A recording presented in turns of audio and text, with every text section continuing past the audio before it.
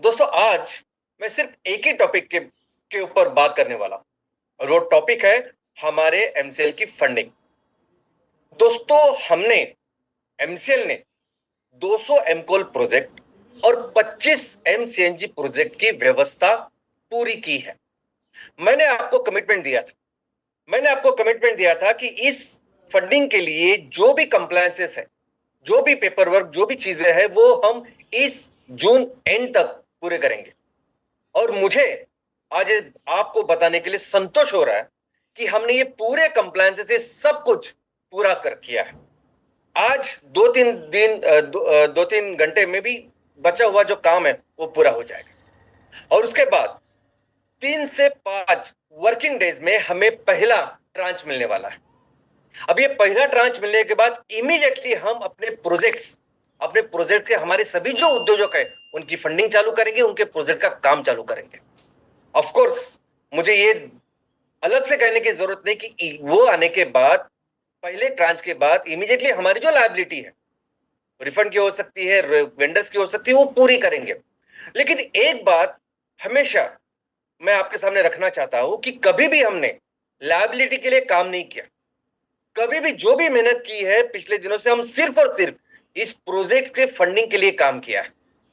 और जब पहली बार, जब पहली सीरीज होती है या पहला फेज होता है फंडिंग का, तो उसके लिए समय लगता है। बहुत सारे कंप्लायंसेस, बहुत सारे काम, बहुत सारी चीजें होती है जो करनी पड़ती है। लेकिन एक बार ये पहला फेज होने के बाद इसके आगे ये सभी फंडिंग की जो प्रोसेस है ये कंटिन्यूस होगी, ये बहुत सिंपल होगी। एक इसके लिए स्वतंत्र व्यवस्था होगी, एक संपूर्ण टीम होगी जो इसका काम करेगी। इसका कारण यह है कि अभी इस फर्स्ट फेज के लिए हमने 200 एमकोल प्रोजेक्ट और 25 एमसीएनजी प्रोजेक्ट के लिए फंडिंग की है। लेकिन हमारे देश में 2,60,000 ग्राम पंचायत है। इसमें से ऑलमोस्ट 2 लाख ग्राम पंचायत में हम एक तो एमसीएनजी, एक तो एम कोल, नहीं तो किसी किसी ग्राम पंचायत में दोनों प्रोजेक्ट लगा सकते हैं। इतने हमारा देश के पोटेंशियल है। तो आने वाले दिनों में हमें वो काम करना है। ये फंडिंग की प्रोसेस आने वाले दिनों में कंटिन्यूस होगी। इतना टाइम, इतना इसको लगेगा ही नहीं। और अभी हमारा फोकस सिर्फ एक ही होगा और वो होगा ये हमारे 200 एमसीएल प्रोजेक्ट और ये 25 एमसीएनजी प्रोजेक्ट जल्द से जल्द पूरे करने। क्योंकि पिछले ऑलमोस्ट 8 महीने हमने बहुत ज्यादा कुछ काम नहीं किया इसमें। तो हमें जो हमने पिछले 8 महीने हमने ऑलमोस्ट कुछ काम नहीं किया है, तो उसको मेकअप करना है। हमें ये प्रोजेक्ट जल्द से जल्द पूरे करने, ट्रैक पे लाने हैं, उसको पूरा करके दुनिया के सामने रखना है। बिकॉज यही पर्पस है हमारा। जब हम हमेशा कहते हैं कि हमें दुनिया को ये किस तरह से हम इस क्लाइमेट संकट से बचे, इसका सोल्यूशन प्रेजेंट करना है, तो यही है सोल्यूशन, यही है पर्पस जिसके लिए इतने दिनों से हम काम कर रहे हैं। तो जल्द से जल्द ये प्रोजेक्ट करना, ये पूरे करना और दुनिया के सामने रखना, ये हमारा लक्ष्य है। लेकिन अभी जो प्रोजेक्ट होंगे, अभी जिनका जो एग्जीक्यूशन होगा वो एकदम प्रोफेशनल मैनर में होगा। क्योंकि अभी तक जो हमारा नजरिया था, हमारा काम करने का तरीका था, तो हम सोचते थे कि हम अपने सभी उद्योजकों को सिखाएं, पढ़ाएं, उनको उनमें वो इनोवेशन की जो जो विजन है वो करें। लेकिन अभी वक्त नहीं। ये सभी प्रोजेक्ट जो चले गए, ये सभी प्रोजेक्ट जो एग्जीक्यूट हो गए, वो सभी सिर्फ और सिर्फ प्रोफेशनल एक्सपर्ट्स इंजीनियर वही करेंगे। हो सकता है कि सेंट्रलाइज एक एजेंसी हो, जो एजेंसी पूरे देश में ये प्रोजेक्ट लगाएगी। लेकिन उसी के साथ साथ ये प्रोजेक्ट लगाने के बाद उसको चलाने के लिए वहां के हमारे तहसील के जो प्रोफेशनल्स हैं, इंजीनियर्स है, आईटीआई है, या टेक्निकल लोग हैं, उनको वो ट्रेनिंग भी दे, ताकि आने वाले दिनों में ये सभी प्रोजेक्ट प्रोफेशनल मैनर में सही तरीके से चले। और हाँ, ये काम करने के लिए अभी पूरी जो सिस्टम है वो चेंज हो। कई सारे ऐसे लोगों को आप मिलेंगे शायद जिन्हें आपने अभी तक देखा नहीं। एमसीएल की जो सेंट्रलाइज हेडक्वार्टर की सिस्टम है वो भी चेंज होगी और वहां से लेके ग्राउंड या एक्चुअल फील्ड में जिस तरह से हम काम कर रहे हैं उसकी भी बहुत सारी व्यवस्था इसमें चेंज होने वाली है। बहुत ही प्रोफेशनलिज्म इसमें आने वाला है दोस्तों। लेकिन एक बहुत ही इंपॉर्टेंट चीज आपको देखने को मिलेगी और वो ये है कि जिस तरह से आपने अभी तक एमकोल के प्रोजेक्ट, एमसीएनजी के प्रोजेक्ट देखे हैं, उससे बहुत बेहतर नेक्स्ट जनरेशन के प्रोजेक्ट अभी लगेंगे। एमकोल के प्रोजेक्ट में आपने जो ड्रायर और बाकी सब चीजें देखी है, ये सभी नेक्स्ट लेवल पे जाके सेमी ऑटोमेशन के प्रोजेक्ट्स लगेंगे। जिस तरह से नेपियर घास की कटिंग ट्रांसपोर्टेशन हो रहा है, उसमें भी बहुत ज्यादा बदलाव होके ये ज्यादा से ज्यादा बहुत एफिशिएंटली होगा। इसका कारण यह है कि हम कंटिन्यूअसली इस अपग्रेडेशन के ऊपर काम कर रहे हैं।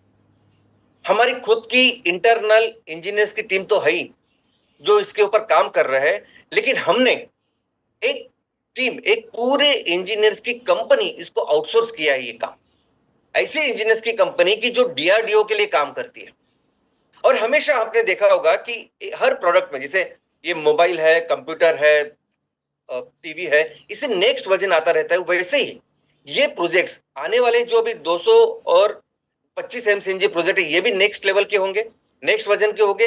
और ये नेक्स्ट लेवल, ये नेक्स्ट वर्जन अभी चलता रहेगा। ये upgradation of technology time to time चलती रहेगी, हम उसका विशेष ध्यान रखने वाले हैं। दोस्तों, अभी आने वाले दिनों में हम क्या करेंगे, हमारी क्या प्लानिंग होगी, क्या स्ट्रैटेजी होगी, किस तरह से हम काम करेंगे, इसके लिए ये समझने के लिए बहुत जरूरी है ये समझना कि हम करना क्या चाहते हैं, किस दिशा में जाना चाहते हैं, हमारा आखिरी लक्ष्य क्या है। तो लक्ष्य हमारा वही है जो जिसके ऊपर अभी पूरी दुनिया काम कर रही है। इस क्लाइमेट चेंज की वजह से पूरी दुनिया का अभी लक्ष्य है कि इस दुनिया को सस्टेनेबिलिटी की राह पर लेके जाए, इस दुनिया को कार्बन न्यूट्रल बनाए, एक सर्कुलर इकोनॉमी का निर्माण करें। और यही कारण है कि यूनाइटेड नेशन ने पूरी दुनिया के लिए 17 सस्टेनेबल डेवलपमेंट गोल्स रखे हैं। अभी हमारा भी वही फोकस है कि हमें अपने देश को सस्टेनेबल डेवलप या सस्टेनेबल इकोनॉमी का देश बनाना है, कार्बन न्यूट्रल देश बनाना है। अभी यही कारण है कि पूरी दुनिया में जब भी सभी दुनिया के देश के लोग जब इकट्ठा होते हैं सीओपी में, वो सिर्फ इसकी बात करते हैं, सस्टेनेबल डेवलपमेंट के। यही कारण है कि यूरोपियन यूनियन ने भी ये सब काम करने के बाद ये अब उनका एक लक्ष्य रखा है, यूरोपियन ग्रीन डील। उन्होंने लक्ष्य रखा है कि 2050 तक उन्हें पूरे यूरोप को कार्बन न्यूट्रल बनाना है, सस्टेनेबल डेवलपमेंट के ऊपर लेके जाना है, उनको सर्कुलर इकोनॉमी डेवलप करनी है। तो हमें क्या करना है, एमसीएल परिवार में हम सबको मिलके, हमारा भी लक्ष्य है कि हमें अपने देश को कार्बन न्यूट्रल या सस्टेनेबल डेवलपमेंट की राह पर लेके जाना है। और यही जो सॉल्यूशन है, यही जो ये जो काम करने का तरीका है, ये हमें पूरी दुनिया के सामने भी रखना है कि यही राइट वे है ये करने का। अभी लक्ष्य अच्छा है, हमारा पर्पस अच्छा है, इसलिए शायद प्रकृति भी हमारा साथ दे रही, और यही कारण है कि आज इतना बड़ा परिवार हमने तैयार किया है। तो अभी अगर पूरी दुनिया के सामने ये सॉल्यूशन अगर रखना है, तो आज हमारे परिवार में हजारों हमारे एमवीपी उद्योजक हैं, हमारे परिवार में सैकड़ों एमएसएस उद्योजक हैं। और ये सभी उद्योजक अगर अपने अपने एरिया में, अपने अपने क्षेत्र में अगर इस इकोनॉमी का निर्माण करें, अगर इस कार्बन न्यूट्रल इकोनॉमी पे काम करें, सस्टेनेबल डेवलपमेंट के ऊपर काम करें, सभी लोग अपने अपने बिजनेसेस डेवलप करें, तो टोटल सभी लोग मिलके हम एमसीएल के जरिए से एक बहुत बड़ा एग्जाम्पल दुनिया के सामने क्रिएट कर सकते हैं। और अभी जो लक्ष्य है, अभी इस फंडिंग के बाद जो फेज हम शुरू कर रहे हैं, उसका एक ही फोकस और लक्ष्य होने वाला है कि हर उद्योजक अभी कोई ना कोई बिजनेस की एक्टिविटी शुरू करें। अभी कौन से बिजनेस करें, कैसे बिजनेस करें, वो सब ऑफकोर्स हम आपको बताएंगे। क्योंकि अभी कैसे हो रहा है कि तहसील में एमसीएनजी प्रोजेक्ट लगना है, एमकोल प्रोजेक्ट लगना है, और हम उसकी राह देख रहे हैं। लेकिन डेफिनेटली सब बायोफ्यूल प्रोजेक्ट हम लगाएंगे ही, वो कंपलसरी है। ईंधन कंपलसरी है, वो तो दवा है। लेकिन उसी के साथ साथ जितने भी हमारे उद्योजक है, वो अपने अपने लेवल पे एक बिजनेस का निर्माण करें, रेवेन्यू का निर्माण करें, प्रॉफिट का निर्माण करें। सबसे अच्छी बात क्या है कि अगर हमें हमारा जो लक्ष्य है कि हमें इस दुनिया को बचाना है और ये सॉल्यूशन दुनिया के सामने रखना है, तो करना क्या है, तो करना यह है कि बिजनेस करना है, ज्यादा से ज्यादा प्रॉफिट तैयार करना है, ज्यादा से ज्यादा रेवेन्यू तैयार करना है अपने लिए। और इसके आगे भी ये जो फ्राइडे के जो वेबिनार्स होते हैं मेरे, इसमें बहुत बदलाव हो, क्योंकि ये सभी उद्योजक ये बिजनेस की राह पर आए, ये अपने अपने बिजनेस डेवलप करे। अभी यही लक्ष्य के ऊपर मैं भी काम करूंगा, मैं एक्चुअली इसकी एक इंचार्ज रहूंगा, आप ऐसा कह सकते हैं कि हम देखेंगे कि किस तरह से ये सभी उद्योजक अपने अपने बिजनेस डेवलप करते हैं। और यही एक टॉपिक होगा हर फ्राइडे के वेबिनार का। जिस तरह से कोई भी कॉर्पोरेट कंपनी फोकस करती है, हर रिव्यू मीटिंग में उनका एक ही फोकस होता है कि कैसे बिजनेस को डेवलप करें, कैसे बिजनेस को ग्रो करें, वैसे ही हमें देखेंगे हम ऐसे समझे कि एक सिंपल स्कूल जैसे, कॉलेज जैसे काम करेंगे कि कैसे हर विद्यार्थी, कैसे हर एंटरप्रेनर, हर उद्योजक अपने अपने बिजनेस डेवलप करे, अपना रेवेन्यू तैयार करे, अपने अपने प्रॉफिट कमाए, अच्छे ज्यादा से ज्यादा पैसे कमाए। बिकॉज अगर हम पैसे कमाएंगे, आप पैसे कमाएंगे, तो आपकी वजह से किसान पैसे कमाएंगे, आपकी वजह से कई सारे लोगों को, वहां युवाओं को रोजगार मिलेगा। तो इसीलिए अभी आने वाले दिनों में, आने वाले हर शुक्रवार के वेबिनार में बस यही काम और यही फोकस करके हम प्रेजेंटेशन करेंगे। दोस्तों, अभी हर एमवीपी, अभी हमारे पास अभी हजारों एमवीपी उद्योजक हैं। एमसीएनजी प्रोजेक्ट, एम कोल प्रोजेक्ट के साथ उनकी जो भूमिका है, उनका रोल है, उनका जो प्रॉफिट है, वो तो है ही, लेकिन उनके खुद का एक बिजनेस रोड मैप हमको तैयार करना है कि अगर मेरे ग्राम पंचायत में सिर्फ 500 गांव है, सॉरी 500 घर है, 500 घर है, 500 फैमिली है, लेकिन मेरे इस ग्राम पंचायत में किसान क्या तैयार कर रहा है, किसान जो प्रोड्यूस कर रहा है, जो रॉ मटेरियल तैयार कर रहा है, उसके साथ हम क्या तैयार कर सकते हैं। ये जो 500 परिवार मेरे साथ है, उनके साथ मिलके कौन सी चीज हम मैन्युफैक्चर कर सकते हैं जिसको हम मार्केट में बेच सकते हैं, इसके आधार पर, इस प्रिंसिपल के आधार पर हम हर एमवीपी का हम एक बिजनेस रोड मैप तैयार करेंगे और वो उस बिजनेस रोड मैप के ऊपर काम करेंगे। सिर्फ एमवीपी नहीं, एमपीओ। अभी हमारे पास सैकड़ों प्रोड्यूसर ऑर्गेनाइजेशन, अभी ये प्रोड्यूसर, हर प्रोड्यूसर ऑर्गेनाइजेशन में हजारों सभासद है, किसान है, वहां के गांव वाले हैं। दोस्तों, अभी इस सभी एमपीओ में हमें बिजनेस एक्टिविटी की शुरुआत करनी है। वो भी कैसी करनी है, क्या करेंगे वहां? तो बायोफ्यूल प्रोजेक्ट तो सबके लिए सेम होंगे, एमसीएनजी प्रोजेक्ट, एमकोल प्रोजेक्ट सबके लिए सेम हो गए, एमसेल कुकिंग सिस्टम सबके लिए सेम होगा। लेकिन हमारे गांव में, हमारे तहसील में किसान क्या तैयार कर रहा है, वो क्या फसल उसकी होती है, हमारे लोग महिला बचत गट कौन सी वो चीज है जो मैन्युफैक्चरिंग कर सकते हैं, हमारे तहसील में कितने सारे ऐसे युवा है, लोग हैं कि जिनको आज रोजगार की जरूरत है, कितने से ऐसे ऐसे परिवार है कि जिनको एक सस्टेनेबल इनकम की जरूरत है। इसका पूरा एक पढ़ाई करके एक एक्शन प्लान हम बनाएंगे और इसके अनुसार हम एमपीओ में वो बिजनेस एक्टिविटी का इमीडिएटली निर्माण करेंगे कि जिसकी वजह से हम अपना 5E का मिशन हम लोग पूरा कर सकते। दोस्तों, ये काम करने के लिए कई सारे अच्छे, कई सारे लोग, कई सारे रिटायर्ड लोग भी हमारे एक्सपर्ट्स करके काम करेंगे। इनफैक्ट नाबार्ड का तो पूरा फोकस ही है कि इस प्रोड्यूसर ऑर्गेनाइजेशन के जरिए ये डेवलपमेंट करें। इनफैक्ट अगर आपने प्रोड्यूसर ऑर्गेनाइजेशन का अगर वो एक्ट भी पढ़ा तो उसमें यही संकल्पना है। इसी संकल्पना के आधार पर प्रोड्यूसर ऑर्गेनाइजेशन का, इस कंपनी का एक्ट, कायदे की शुरुआत हो चुकी है। और मुझे संतोष है ये बात बताते हुए कि हमारे यहां भी, हमारे परिवार में भी कई सारे ऐसे लोग हैं कि जो इस एक्टिविटी को बहुत अच्छी तरीके से, बहुत पैशनेटली करना चाहते हैं और वो बहुत ही टैलेंटेड भी है ये सब काम करने के लिए, जैसे शशिकांत भोजे, हरिहर मयेकर, इन और डॉक्टर रविंद्र पवार। ये ऐसे हमारे कुछ उद्योजक है कि जिनके साथ मैंने खुद बात की है, तो और उनके साथ उनके पास पूरे से बिजनेस प्लान है कि किस तरह से हम एमपीओज में ये एक्टिविटी की शुरुआत कर सकते हैं और बहुत अच्छा इनकम का निर्माण हमारे उद्योजकों को कर सकते हैं। उसी के साथ जो हमारे तहसील के एमएसएस होंगे, वो एमएसएस यानी समझिए कि ये पूरे तहसील में जितने भी बिजनेस एक्टिविटीज होगी उनके इंचार्ज हो। हमारे एमएसएस यानी उस तहसील में एमसीएल होंगे, वो खुद एमसीएल होंगे उस तहसील की पूरा ये बिजनेस संभालने के लिए, उनको सुपरवाइज करने के लिए, उनको पार्टनर करने के लिए, और वो मुख्य भूमिका में होंगे वो पेरेंटिंग के, ट्रेनिंग के। दोस्तों, सिर्फ एक ही चीज का हमें ख्याल रखना है, वो है इकोनॉमिक फिजिबिलिटी। अभी हम ये फंडिंग की शुरुआत कर रहे हैं।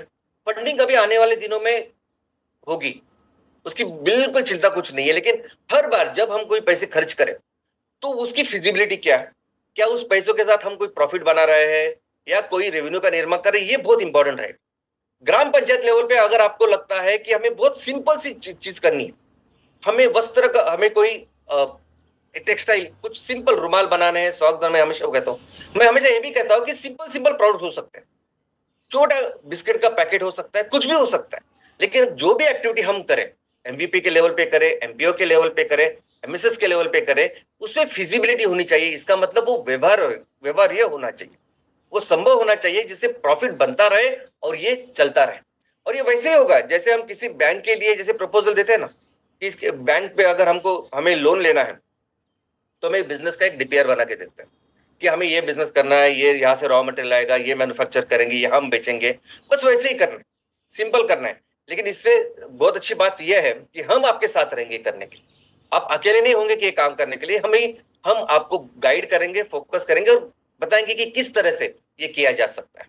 और ये फिजिबिलिटी ध्यान में रख के ही हम वहां बिजनेस एक्टिविटी की शुरुआत करेंगे। लेकिन बहुत अच्छी बात यह है कि अभी मैं इतने सारे लोगों से जब मिला हूं, इनसे बात करता हूं, तो एक बात मुझे समझ में आती है कि एक बहुत बड़ा आशीर्वाद प्रकृति का हमारा ऐसे भी है कि ये जो बहुत बड़ा परिवार हमने बनाया है, उस परिवार में बहुत बड़ा टैलेंट है, बहुत बड़ी कैपेबिलिटी है, पोटेंशियल है। ऐसे ऐसे लोग हैं हमारे परिवार में, हमारी इस एमसीएल में, कि कई सारे ऐसे काम है कि जिसके लिए हमें बाहर जाने की जरूरत ही नहीं। और मुझे लगता है कि ऐसे सभी जो कैपेबल लोग हैं, ऐसे सभी जो टैलेंटेड लोग हैं, इन सब के हम टीम्स बनाए। हम टीम जो अलग अलग क्षेत्र के लिए, अलग अलग विषय के लिए, और वो कंट्रीब्यूशन दें इस अच्छे हमारे विजन और मिशन के लिए, और उनके कंट्रीब्यूशन के साथ साथ उनका फायदा भी, आर्थिक फायदा हो। जैसे टेक्निकल डिपार्टमेंट, अभी हमारे पास सिर्फ एमसीएनजी एमकोल के प्रोजेक्ट नहीं है, तो आने वाले दिनों में कई सारे एग्रो प्रोसेसिंग प्रोजेक्ट आने वाले हैं। अभी ये एग्रो प्रोसेसिंग प्रोजेक्ट्स में जिस तरह से अभी आज एग्रीकल्चर में प्रोसेसिंग हो रही है, हमारे प्रोजेक्ट, और आप सोच सकते हैं कि इजराइल में क्या होता है, किस तरह से वो काम करते हैं। लेकिन हमारे यहाँ ऐसे कुछ लोग हैं कि जो बहुत वो इंजीनियर्स है या टेक्निकल उनका बैकग्राउंड है, और उन्होंने बहुत ऐसा काम अच्छा किया, जैसे अभी प्रोजेक्ट्स को ऑटोमेशन में लाना या और कुछ करना। तो मैं चाहता हूं कि ऐसे सभी लोग, उनको मिलके उनकी टीम बनाई जाए जो इस टेक्निकल डिपार्टमेंट में काम करें, प्रोजेक्ट्स को अपग्रेड करने में काम करें, नेक्स्ट वर्जन में लेके जाने के लिए काम करें। उसी के साथ ही बहुत इंपॉर्टेंट है रिसर्च एंड डेवलपमेंट। दोस्तों, बहुत ध्यान रखना पड़ेगा हमें इसका। हमें हमेशा देखना पड़ेगा कि इस हर सेक्टर में हम आर&डी में, रिसर्च डेवलपमेंट में हम हमेशा आगे रहें। बिकॉज आज की तारीख में किसी भी सेक्टर में कोई भी कंपनी अगर नंबर 1 का काम कर रही है, तो सिर्फ इसीलिए कि वो टेक्नोलॉजी में या रिसर्च डेवलपमेंट में बहुत आगे। और मैंने देखा है कि हमारे यहाँ भी ऐसा बहुत बड़ा टैलेंट है। और सिर्फ एमवीपी और एमएसएस नहीं, हमारे अगर कोई एमपीओ के मेंबर्स भी है, वो भी अगर रिसर्च डेवलपमेंट में अच्छा काम करे, तो उनके साथ मिलके एक टीम तैयार करेंगे। इनफैक्ट अगर उनके पास आर&डी, अगर कोई ऐसा इनोवेटिव प्रोजेक्ट है जो वो करना चाहते, तो उसकी फंडिंग हम करेंगे। लेकिन एक टीम बनाएंगे जो कंटिन्यूअसली इस रिसर्च और डेवलपमेंट में काम करे। और बहुत बड़ा पोटेंशियल आने वाले दिनों में है प्रोडक्ट्स का। दोस्तों, अंदाजा नहीं है आपको कि कितने सारे प्रोडक्ट, जब हम सस्टेनेबिलिटी की दिशा में हमें काम करना है, जब सस्टेनेबिलिटी ये हमारा बिजनेस है, तो ऑलमोस्ट हर वो प्रोडक्ट जो आज गलत है उसको बदलना होगा नए प्रोडक्ट के साथ। और कई सारे फिर अपॉर्चुनिटीज है हमारे सभी उद्योजकों को, हमारे फैमिलीज को। अभी देखिए, 3 ब्रॉड सेक्टर्स है, सस्टेनेबल फूड है, सस्टेनेबल फ्यूल है और एमएसपी है। लेकिन सिर्फ मैं सस्टेनेबल फ्यूल, यानी अगर मैं बायोफ्यूल की बात करूं, तो एमसीएनजी, एमएलएनजी, एमकोल, एम कुकिंग सिस्टम, लेकिन इसी के साथ इनका लॉजिस्टिक, इनकी पैकेजिंग, इनका डिस्ट्रीब्यूशन, ट्रांसपोर्टेशन, अभी ये बहुत अलग अलग चीजें हैं। और जो पहली बार इस सेक्टर में हम कर रहे हैं, कई कई हमारे ऐसे लोग हो सकते हैं हमारे इस परिवार में जो इस पे कंट्रीब्यूट करें और उनका फायदा हो। जैसे अभी एमएसपी प्रोजेक्ट प्रोडक्ट्स,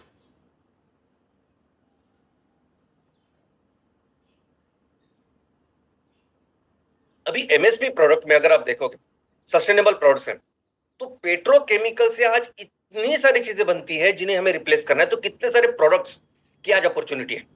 सिर्फ प्लास्टिक और रबर से जो चीजें बनती है उनको रिप्लेस करना वो तो है ही, जो जिसके बारे में हमेशा बात करते हैं। लेकिन कॉस्मेटिक्स, आप देखिए, कॉस्मेटिक्स साबुन से लेके, पाउडर से लेके, शैम्पू से लेके, सब कुछ, इतने बड़े रेंज ऑफ प्रोडक्ट्स। घर में सिंपल से बर्तन मांजने वाली पाउडर हो या साबुन हो, कई सारे ऐसे प्रोडक्ट हैं। अगर आपके पास कोई बेस्ट प्रोडक्ट है, अगर आप आपके तहसील में, हमारे उद्योजक में वो कह सकता है कि हमारा ये सबसे बेस्ट प्रोडक्ट मैं बना सकता हूं, तो हम वो प्रोडक्ट लेके पूरे देश में उसको बेचेंगे, पूरे देश में ब्रांड के साथ उसको बेचेंगे। यानी कपड़ों से लेके, जूतों से लेके, कई सारे ऐसे प्रोडक्ट हो सकते हैं जो ऑर्गेनिक हो, जो सस्टेनेबल हो और जो बेस्ट हो। एक बार वो प्रोडक्ट इस्तेमाल करने के बाद कस्टमर हमेशा उसको ले, इस तरह से प्रोडक्ट हो। ऐसा अगर वो आपसे आपके प्रोडक्ट है, ऐसे लोगों की भी हम टीम बनाएंगे और उनको एक्स्ट्रा उसका इनकम होगा, क्योंकि उनके प्रोडक्ट जो है वो हम पूरे देश में बेचेंगे। उसी के साथ फूड प्रोडक्ट, अभी कितनी बड़ी अपॉर्चुनिटी फूड प्रोडक्ट्स की है। ये सभी जो प्रोडक्ट्स है, ये हम सभी जानते हैं कि केमिकल से बने हुए हैं, लेकिन हम अगर केमिकल फ्री 100% ऑर्गेनिक आने के लिए शायद वक्त लग सकता है, 2 3 5 साल। लेकिन आज अगर chemical free biscuit, simple biscuit, क्या आपको अंदाजा है कि कितना बड़ा टर्नओवर है सिर्फ 5 रुपए के बिस्किट का पैकेट का। वो बिस्किट रहे या कुकीज रहे या कई सारे ऐसे खाने की चीज, स्नैक्स, 5 रुपए 10 रुपए वाले स्नैक्स, कितना बड़ा बिजनेस, कितना बड़ा कारोबार वो करते हैं। लेकिन सोचिए अगर हम मिलके ये जो प्रोडक्ट्स है, ये 100% केमिकल फ्री और बहुत ही टेस्टी, बहुत ही अच्छे अगर बनाएंगे तो पूरे देश में हम बेच सकते हैं। तो ऐसे प्रोडक्ट अगर आपके पास है, ऐसी चीज आपके पास है, तो मिलके हम ऐसी टीम बना सकते हैं और ऐसे प्रोडक्ट को पूरे देश में बेच सकते हैं। इनफैक्ट प्रोडक्ट से लेके एम कैफे, ये रेस्टोरेंट, ये भी आने वाले दिनों में बहुत बड़ी श्रृंखला, बहुत बड़ा बिजनेस बनने वाला है। हम अभी जिस क्षेत्र में काम कर रहे हैं, यानी हम ये सर्कुलर इकोनॉमी में जब काम कर रहे हैं, तो कई सारे ऐसे प्रोडक्ट्स का निर्माण होगा जिनके बारे में लोगों को अभी पता नहीं। हर चीज जब रिसाइकल की हम बात कर रहे हैं और वही पूरी दुनिया बात कर रही है अगर, तो कई सारे ऐसे नए प्रोडक्ट्स होंगे जो हम लॉन्च करेंगे। और मैं चाहता हूं कि आप में से सभी ऐसे इनोवेटिव, सभी ऐसे टैलेंटेड लोग जो उस पर काम कर सकते हैं, वो आए, ऐसे प्रोडक्ट के साथ आए। सर्विसेज, कई सारे नए सर्विसेज भी तैयार होंगे। क्या हम जानते थे कि कुछ दिन पहले कि जोमेटो और स्विगी जैसी कंपनी, सिर्फ डिलीवरी कंपनी, वो इतनी बड़ी कंपनी बन जाएगी। ऐसे ही आने वाले दिनों में हम जिस क्षेत्र में काम कर रहे हैं, तो कई सारे नए नए प्रोडक्ट्स, नई नई सेवा का निर्माण हो सकता है। और जो भी हमारे उद्योजक ये काम करेंगे, ये कंट्रीब्यूट करेंगे, तो उनके ही नाम से, उनके स्टार्टअप से पूरे देश में हम लोग एक काम कर सकते हैं। लेकिन सबसे इंपॉर्टेंट जो हमारा डिपार्टमेंट है अभी होने वाला है, वो है फाइनेंस। मैं कई सारे लोगों से मिला हमारे फैमिली में, और मुझे पता चला कि उनका बहुत स्ट्रांग ऐसा फाइनेंशियल बैकग्राउंड, उनकी उनकी बैकिंग है, उनके कनेक्ट्स बहुत अच्छे हैं, और उन्होंने बहुत ज्यादा साल इस पे काम किया है। और आने वाले दिनों में तो बहुत इंपॉर्टेंट होगा फाइनेंस, क्योंकि पूरी दुनिया अभी इस क्षेत्र में, सस्टेनेबिलिटी में ही निवेश करने वाली है। सिर्फ मैं ईंधन की बात करूं, इस बायोफ्यूल की बात करूं, तो 142 लाख करोड़ लास्ट ईयर, पिछले साल खर्च इन्वेस्ट हुए हैं, और जो 3 गुना बढ़ाना है ऐसा लक्ष्य यूनाइटेड नेशन ने रखा है 2030 तक। और यही नहीं, हर वो चीज जो सर्कुलर इकोनॉमी में काम करे, वहां निवेश का लक्ष्य हर एक ऑर्गेनाइजेशन का, हर एक देश का। और ऐसी परिस्थिति में हम बहुत ही अच्छे स्ट्रांग पोजीशन में हैं, ये सभी निवेश, ये सभी फंडिंग प्राप्त करने के। इतना तो छोड़िए, कार्बन क्रेडिट, कार्बन मार्केट, ये इतना बड़ा फास्ट डेवलपिंग मार्केट होने वाला है, और एमसीएल जैसी कोई दूसरी संस्था ही नहीं जो इतने बड़े स्केल में काम करे। तो एक बहुत अच्छी टीम हम इनकी भी बनाए। ऑफ कोर्स वो प्रोफेशनल जो अभी मेरे साथ है, जो काम कर रहे, वो तो है ही, लेकिन अगर हमारे घर में, हमारे परिवार में ऐसे लोग हैं, तो उनकी भी एक टीम बनाई जा सकती है, क्योंकि बहुत बड़ा काम अभी फाइनेंस में होने वाला है। हम सब मिलकर ये किसको कर सकते हैं। एडमिनिस्ट्रेशन, एडमिनिस्ट्रेशन लोकल लेवल पे लेके जाना होगा, डिस्ट्रिक्ट लेवल पे एक एडमिनिस्ट्रेशन होगा, स्टेट लेवल पे होगा, और ऑफ कोर्स नेशनल लेवल पे। हेडक्वार्टर से सभी चीज ये मैनेज नहीं की जा सकती। हमारे परिवार में ऐसे कुछ लोग हैं कि जिन्होंने एडमिनिस्ट्रेशन में बहुत बड़े लेवल पे, अच्छे लेवल पे काम किया, तो ये सभी लोग एक कंट्रीब्यूट कर सकते हैं। उनकी एक टीम बनाई जा सकती है, वो कर सकते हैं। डिसेंट्रलाइज वे में वहां की एक टीम बनाई जा सकती है, और वो वहां के जो हमारे प्रोजेक्ट्स है, बिजनेस है, उसको एडमिनिस्ट्रेशन कर सकते हैं। लेकिन बहुत इंपॉर्टेंट चीज है एग्रो प्रोसेसिंग प्रोजेक्ट। दोस्तों, आने वाले दिनों में ये प्रोजेक्ट बहुत इंपॉर्टेंट है। अभी मुझे बताइए कि हमारे किसानों की ये जो परिस्थिति है, वो इसके वजह से है क्योंकि हमारे पास एग्रो प्रोसेसिंग प्रोजेक्ट, ये एग्रो प्रोसेसिंग जो है बहुत कम है। आज किसान अगर कुछ फसल उगा रहा है, तो उसको पता ही नहीं कि उसको उस फसल के 5 रुपए मिलेंगे या 50 रुपए मिलेंगे, क्या मार्केट रेट होगा। लेकिन अगर हम यही प्रोसेसिंग यूनिट्स करें, तो उसको पता है कि मुझे माल तैयार करना और यहां देना है, और मुझे इतने पैसे मिलने वाले। दोस्तों, किसानों को सक्षमीकरण करने के लिए बहुत जरूरी है हम इसके ऊपर काम करें।